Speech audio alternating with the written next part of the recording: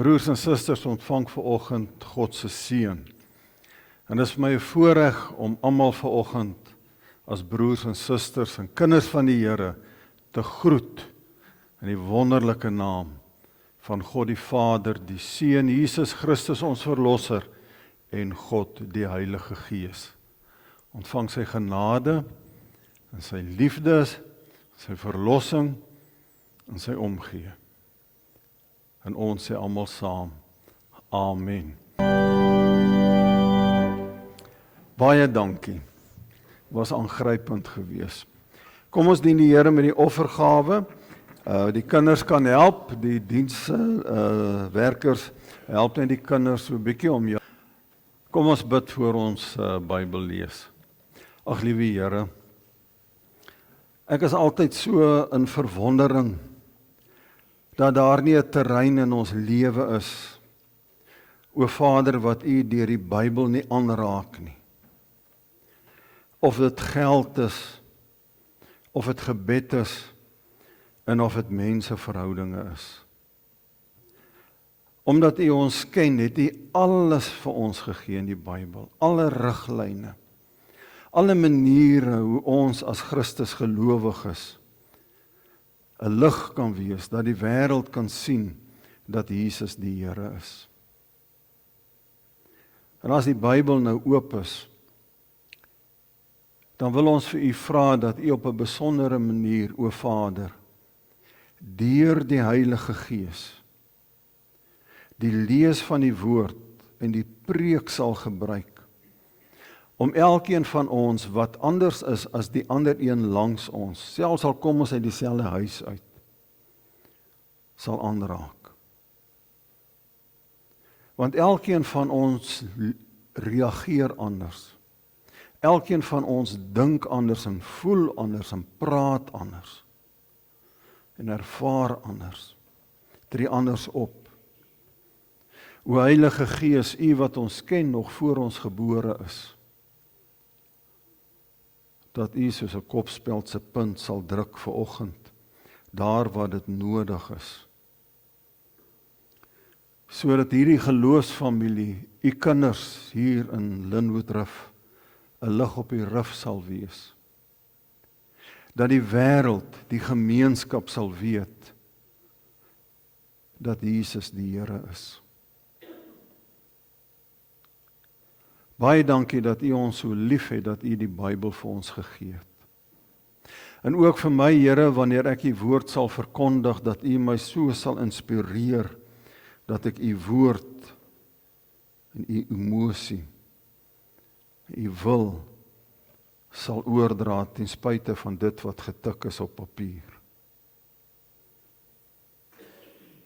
Vader, ons bid hierdie dinge tot U, in die naam van Jesus Christus ons Verlosser, en God se kinders sê almal saam, Amen. Matteus 5 vers 21. Julle het gehoor dat daar van die oudheid af aan mense gesê is, jy mag nie moord pleeg nie, en elkeen wat moord pleeg is strafbaar voor die regbank. Maar ek sê vir julle, elkeen wat vir sy broer kwaad is al strafbaar voor die regbank. Verder, elkeen wat sy broer uitskel vir 'n gek is strafbaar voor die Joodse raad, en wie hom uitskel vir 'n idioot is strafbaar met die helse vuur. As jy dus jou gawe na die altaar toe bring en dit jou daar byval dat jou broer iets teen jou het, laat staan jou gawe daar by die altaar en maak eers vrede met jou broer, en kom dan en bring jou gawe. As iemand 'n regsaak teen jou begin, kom betyds tot 'n skikking solank jy nog saam met hom op pad hof toe is, sodat hy jou nie voor die regter bring en die regter jou aan die polisie oorgee en die jou in die tronk sit nie. Dit verseker ek jou, jy sal sekerlik nie daar uitkom voordat jy die laaste sent betaal het nie. As ons 'n teksvers vir vanoggend wil uitlig, is dit vers 23 en 24, as jy dus jou gawe na die altaar toe bring, en dit jou daar byval dat jou broer iets teen jou het, laat staan jou gawe daar by die altaar en gaan maak eers vrede met jou broer, en kom dan en bring jou gawe. Die boodskap wat natuurlik meer 'n verklarende vertaling is, 'n vertaling wat eintlik meer amper eksegese gedoen is en toe vir ons sê dit is eintlik wat dit beteken, vertaal dit soos volg. Kom ek verduidelik met 'n voorbeeld wat ek bedoel. As jy na die tempel toe gaan om 'n offer aan God te bring en jy onthou skielik dat 'n vriend of 'n familielid van jou om die een of ander rede vir jou kwaad is, moet jy jou offer net daar laat staan. Gaan dadelik terug, maak reg wat verkeerd is tussen julle. Daarna kan jy terugkom en jou offer aan God bring. Broers en susters, ek het eintlik nou al my inleiding vir julle vertel. En dit is dat daar 'n man en 'n vrou was, wat nadat hulle getrou het, 'n roostuin begin het. En hulle het pragtige rose geplant. En dit was die man se taak om elke dag die rose te versorg, om dit water te gee, om kunsmis te gee. En hierdie roostuin van hulle, omdat hy aandag daaraan gegee het, het baie mooi gegroei en geblom elke jaar. En toe kry hy eendag bevordering. En omdat hy bevordering gekry het, het hy baie belangrik geraak. En hy moes vroeg in die oggende opstaan, in werk toe gaan en laat in die aande het hy teruggekom. En dan het hy gesê, ek sal môre vir die rose water gee. En elke dag het hy gesê, ek sal môre water gee. En eendag toe hy by die venster uitkyk en hy kyk na sy roostuin, toe sien hy die koppe hang en die groen blare begin bruin word en hy het geskrik en hy het gesê, ek sal môre vir hulle water gee, want ek is haastig, ek het 'n vergadering. En toe hy terugkom die aand, om die volgende oggend weer aan te gaan met sy lewe, wou hy, en hy dink toe hy by die huis inkom, en toe ek het vanoggend gesê, ek gaan vir die blomme water gee, maar hy's moeg, hy het gaan slaap, en toe die volgende dag opstaan, toe hy uitkyk, toe sien hy, die rose is besig om te vrek, feitelik almal. Hy het sy vrou geroep, en hy het vir haar gesê, kyk, ons roostuin is dood. En sy het hom so gekyk en vir hom gesê, jy weet wat, dis net ons huwelik. Ons huwelik is ook besig om dood te gaan, want jy belê nie meer in ons nie. Jy's te besig. En dit, broer en suster, is eintlik waaroor vanoggend se boodskap gaan. Om 'n verhouding aan die gang te hou, vra aandag. Om iets te versorg wat vir jou kosbaar is, om dit lewend te hou, kom nie van self nie. Dis nie net plante wat nat gelei moet word nie, maar verhoudinge tussen mense wat naby aan mekaar is en wat ver van mekaar af is, moet aandag kry. Julle sal onthou, ek het verlede jaar begin met 'n reeks wat ons nog 'n bietjie aan sal aangaan hierdie jaar, om hoe kry 'n mens krag om deur die dag te gaan. Want daar's allerhande goed in 'n mens se lewe wat jou energie tap, wat negatiewe emosie in jou loslaat. En een van daai goed is negatiewe verhoudinge. Want negatiewe verhoudinge dwaal in jou kop. As jou verhouding met iemand nie reg is nie, en is 'n slegte verhouding, al wat jy later doen is, jy dink daaraan, en jy is later so moeg daaroor, jy het nie meer aandag om aan jou werk, en allerhande ander dinge, en ander mense aandag te gee nie. Verlede jaar het ons gesê, om met krag deur die dag te gaan tot eer van die Here, is om op 'n punt te kom, en al hierdie goed het ons uit die Bybel uit begrond, is om moed te kry, wat 'n mens by die Here kry. Is om te sê, ons het hoop, en hoop het ons gesê, het baie met geloof te doen.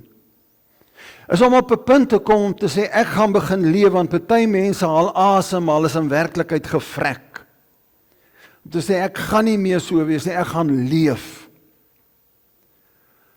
Om te erken dat daar dinge in jou lewe is wat nie reg is nie, en om dit werklik reg te gaan maak. Dis daai wat sleg is, ons gaan vanoggend ook daaroor praat. Om skoon te maak, baie met sonde te doen. Dit wat blokke is agter te laat, om skoon te maak in jou lewe. En die tweede laaste was om gereed en bekwaam te wees, wat Paulus sê in Filippense 2 vers 13, dat jy gereed en bekwaam maak, dat die Heilige Gees ons gereed en bekwaam maak om God se wil te doen. Ons het afgesluit op die oggend van die sangdiens, die oggend, om te sê, om sagmoedig te wees, of om nederig te wees, gee vir 'n mens 'n energie. En vanoggend, as 'n mens jou verhoudings bou, vat dit negatiewe energie uit jou lewe uit. Julle weet dat een van die goed waarmee ek altyd in my preke begin, veral as 'n mens 'n tematiese preek het, soos waarmee ek besig is om te vra, maar hierdie tema, het dit skriftuurlike begronding? Want 'n tematiese preek is 'n baie gevaarlike ding. Dit kan sommer 'n positiewe lesing word.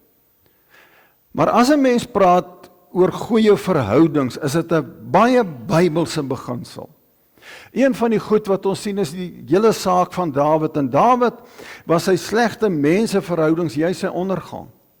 Sy in 2 Samuel 12, sy oorspel met Batseba, sy moord met Uria, sê die Here in 2 Samuel 12 vers 10 tot vers 11, hy sê, daar sal 'n swaard in jou huis wees, en die swaard sal nooit weer weggaan nie, daar sal elende oor jou nageslag gebring word. En wat het gebeur? Hierdie verhoudings wat hy gebreek het, deur die moord van Uria, deur die oorspel, het 'n verhouding, het 'n huwelik gebreek, het 'n oorspel gepleeg. Wat het gebeur? Sy seun Amnon verkragt deur bloedskande sy dogter Tamar. Sy seun Absalom vermoor sy seun Amnon, omdat hy kwaad was daaroor. Sy seun Absalom pleeg 'n staatsgreep teen Dawid self, en later sterf hy in 'n boom. Gebroke verhoudings, broers en susters, sonde pleeg verhoudings wat stikkend is, en dit bring hartseer. En julle weet dit. Ons weet dit. Maar in die Nuwe Testament sien ons dat Jesus 'n alternatief gee. En daarom dat Jesus in Matteus 5 vers 23 en 24 kom, dat hy sê, dit is 'n baie interessante ding wat Jesus hier sê, hy sê, as dit jou daarby val dat jou broer iets teen jou het, gaan maak eers reg. Die boodskap sê, as jy om die een of ander rede, as jou familielid om die een of ander rede vir jou kwaad is, gaan maak eers reg. Het julle gesien wat Jesus daar sê? Jesus sê nie daar, as jy vir iemand kwaad is nie. Hy sê, as iemand vir jou kwaad is. Jesus sê nie, as iemand jou seer gemaak het, gaan maak met daai ou, gaan praat met hom nie. Hy sê, as jy iemand seer gemaak het, en daai ou is vir jou kwaad, moet jy met daai ou gaan regmaak. Want sien, my liewe broer en suster, en dis die sleg van die lewe, en dis waar die evangelie sny soos 'n mes deur botter. Ons het ook aandeel aan gebroke verhoudings. Alhoewel ons graag wil ontken waar gebroke verhoudings is, dat ons 'n aandeel het. En wanneer daar gebroke verhoudings is, sal ons altyd wil sê, maar die ander ou, of die ander vrou, het eintlik is die oorsaak daarvan. Hy of sy het dit gedoen, en daarom het ek dit gedoen. So is nie my skuld nie. Is haar of sy skuld. Die Bybel sê, bely julle sondes eerlik teenoor mekaar, sodat julle gesond kan word. Die vraag is dus, wie het jy seer gemaak?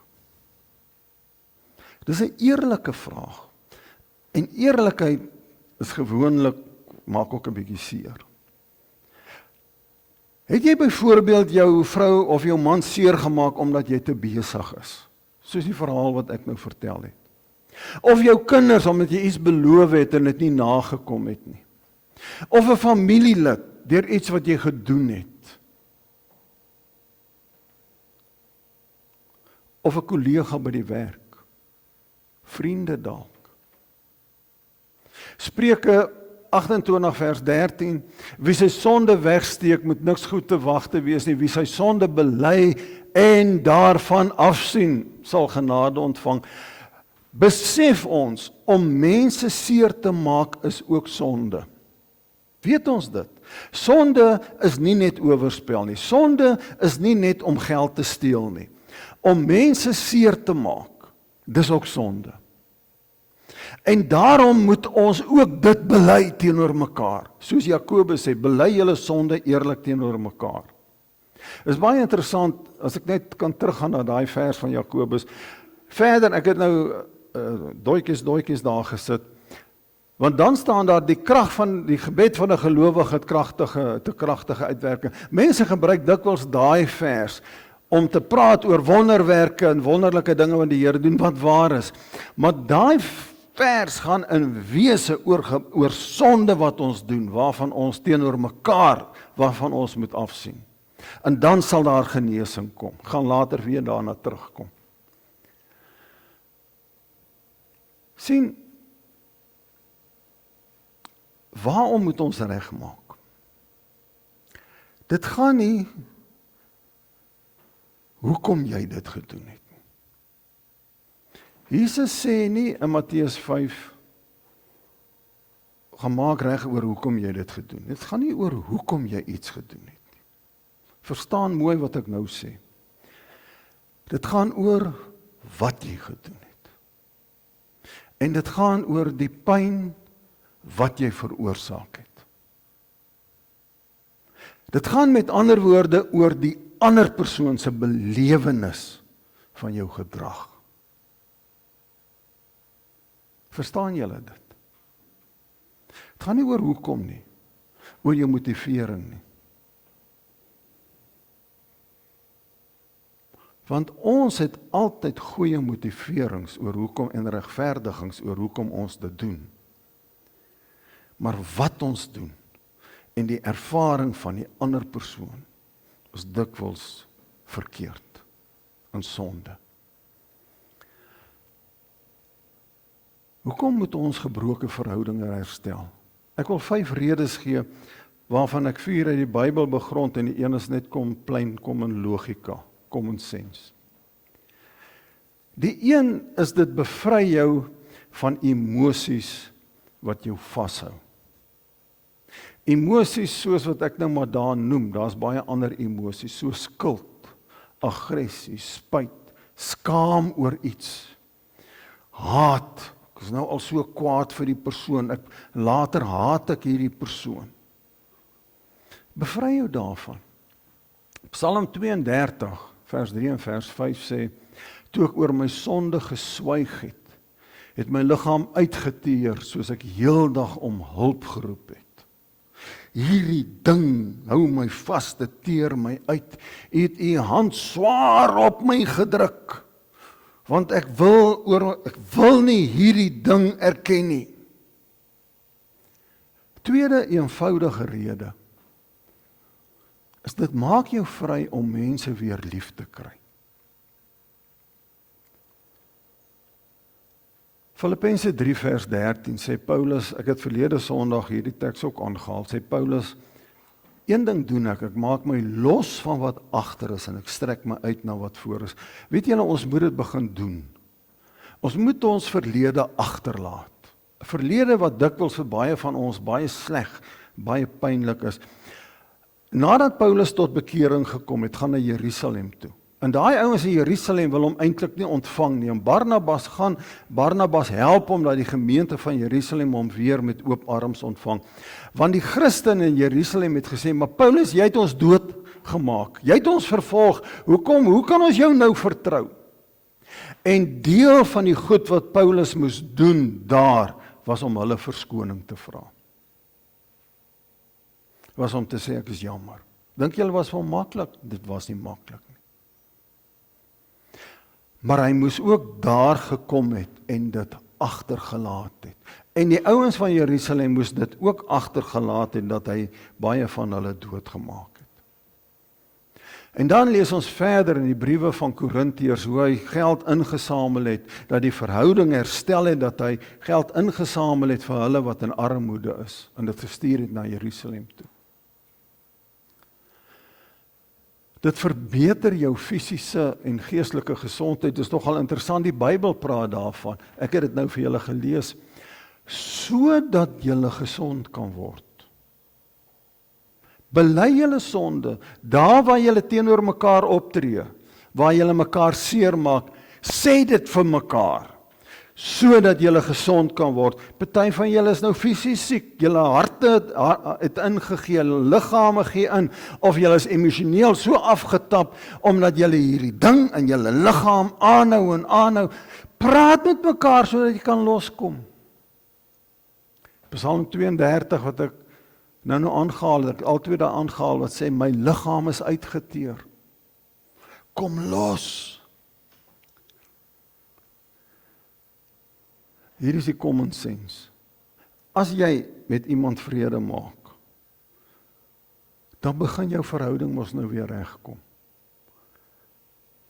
Dit is eenvoudig net common sense. Daar's niks snaaks daaraan nie.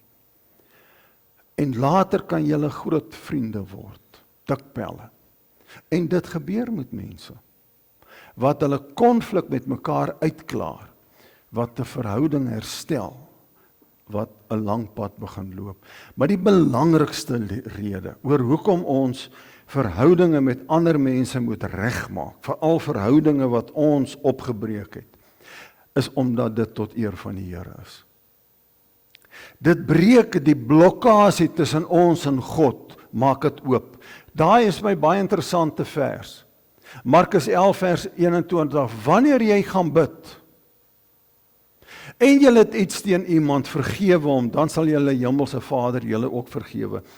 Nou ons weet, ons word vergewe deur die kruisdood van Jesus Christus en geloof in hom. Ons weet as ons dit glo, gaan ons hemel toe.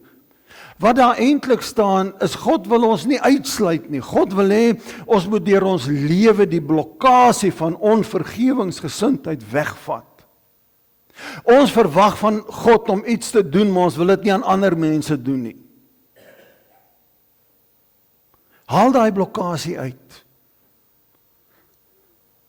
sodat ons met 'n goeie verhouding en 'n oop hart met God kan begin leef. Ek het verlede Sondag dit ook gedoen, waar gesê het Christene doen. Ons praat nie net nie.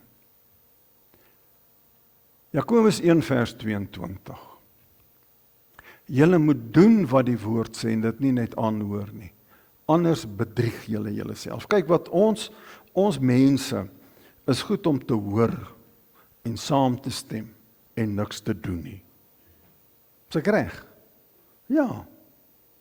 Ons sal saamstem, maar ons gaan nie iets doen nie. Ons gaan nie verander nie. Dan gaan ons maar aan soos ons aangegaan het. Die Bybel sê dit werk nie so nie. Christene doen. Christus gelowiges doen wat die woord sê. Julle moet doen wat die woord sê. En dit nie net aanhoor nie. Moenie net saamstem nie. Moenie net luister nie. Gaan nou. En maak die verhoudinge reg. Kyk, dis baie seer. Om reg te maak wat nie reg is nie, vir alles ek 'n aandeel daarin het, is dit nogal nie lekker nie. Elkeen van ons weet dit. Maar mens moet eerlik wees. En 'n mens moet spesifiek wees. So jy moet maar daar in jou stilte tyd gaan dink.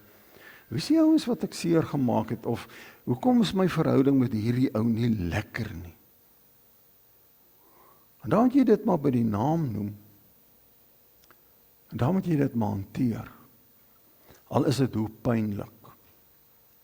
Maar Efesiërs 4 vers 15 sê julle moet in liefde die waarheid praat. So, ons moet oppas, party mense sê ek is eerlik, jy weet ek is eerlik, julle ken my, ek is 'n eerlike mens, maar dan maak jy seer deur die waarheid.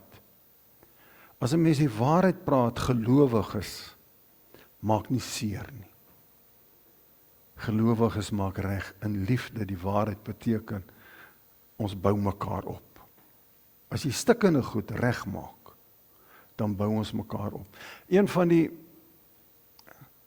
'n voorbeeld, byvoorbeeld, ek wil dit nou maar noem, is wat ons dikwels doen, as ons nou praat, dan sal iemand nou sê, jy weet, jy het my dan seer gemaak, dan sê ek, ja, maar as ek jou per ongeluk seer gemaak het, weet jy gaan nie 'n verhouding reg maak nie, jy moet sê, ja, ek is jammer ek het jou seer gemaak. Wie ander vrou voel, ek het hom of haar seer gemaak.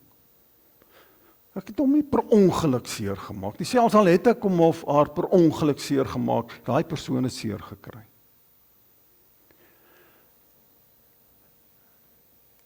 Moenie sê, as jy nou voel, ek het jou seer gemaak. Jy weet, dit is so asof jy nou jouself wil verontskuldig.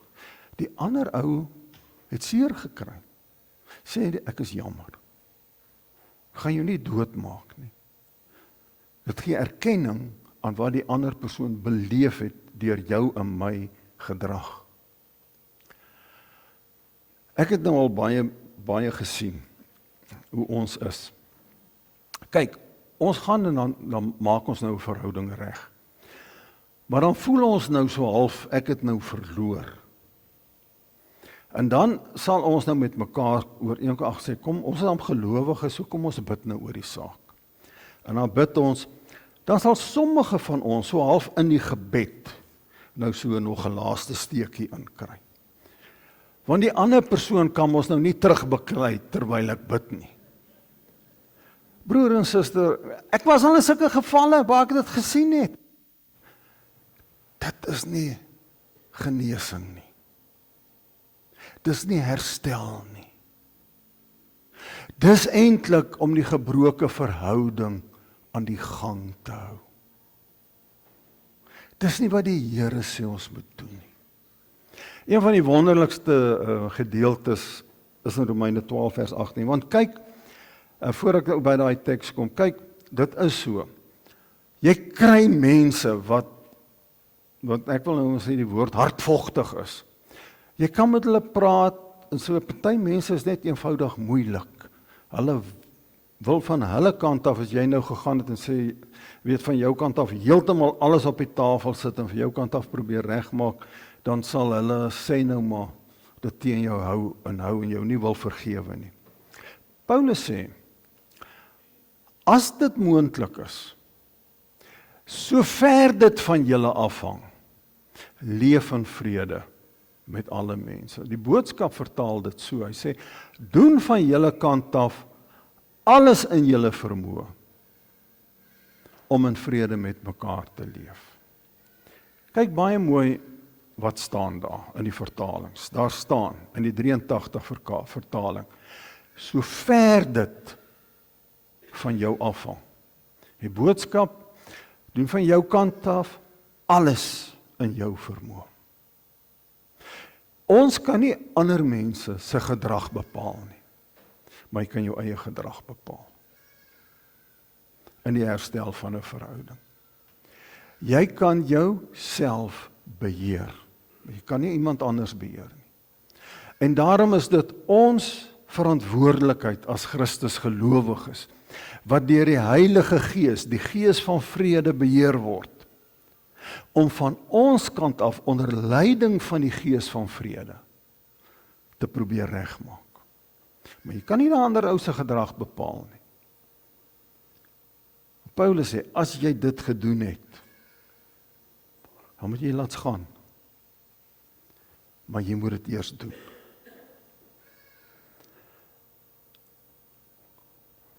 Die tuin het gevrek. En die man het na sy vrou toe gegaan en hy het vir haar gesê, ek is jammer. Ek is jammer ek het ons verhouding laat gaan. Ek is jammer ek het die roosbome laat gaan. En saam het hulle 'n nuwe roostuin begin. En alhoewel dit vir hom seer was, het hy vir haar gevra, help my om ons huwelik te herstel. En sy het hom gehelp om weer van voor af te begin. In plaas van om hom 'n koue skouer en verwyte te gee, het sy vir hom genade gegee. En saam het hulle voorbegin. En het die roostuin weer 'n wonderlike, lieflike tuin geword. En het hulle huwelik 'n mooi, gesonde getuienis vir die wêreld geword.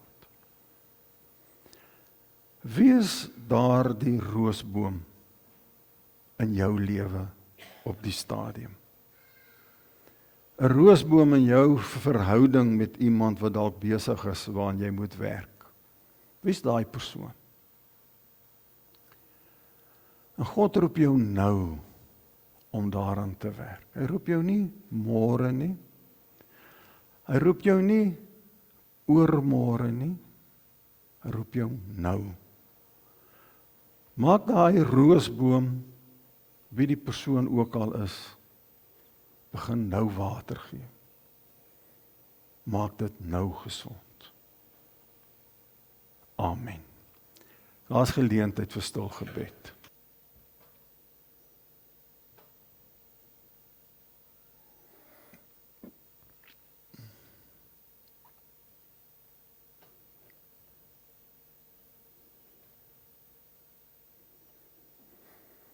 Vader,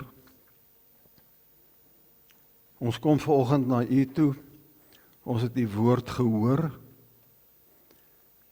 en dit is waar dat ons ook almal verhoudings het waaraan ons moet werk. Verhoudings wat besig is om soos rose te word, wat verlep, wat hulle kleur verloor.